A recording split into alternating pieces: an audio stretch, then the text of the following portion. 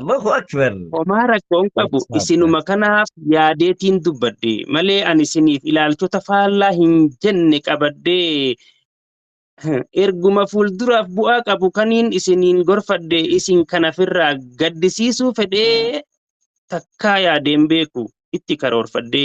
humaa rakkoon qabu aamin jedhaa isin akkuma baasettu isin haa baasu mee gurbaan eegaan fuudhe hin baradhu ji'uuf tan eegaan heerume hin dhaqqabu jettu as keessa jiraattus lachuutu dantaadha eenyu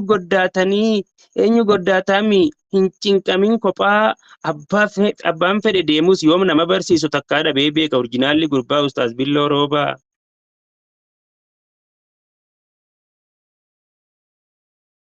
Misirroonni keenya eega fedhii isaatiin walitti isin fidee waliif isin taasisee qorra hamaa kana keessaa isin galchee gara fuulduraallee masaanuwwan keessan daran haa aarsu gaa bultii teessan rabbiin kan gandaarra tolchee inni dandayaadhaa isinaa magarsu akka hin jiineetti utubaa jabaadhaan isiniif dagalchee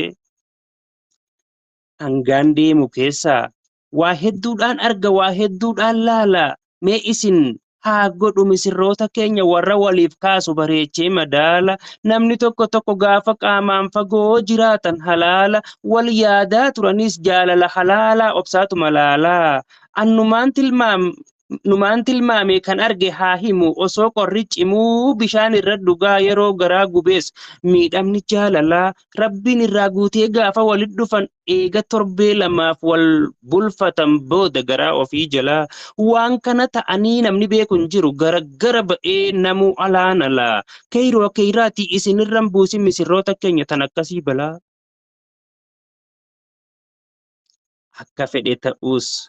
haalli jireenyaa kun jijjiiramuu mala beekaa hoggaa alaa dura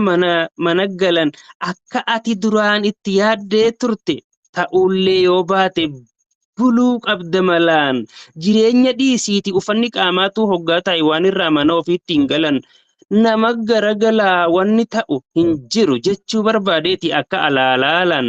ta'ullee immoo garuu waa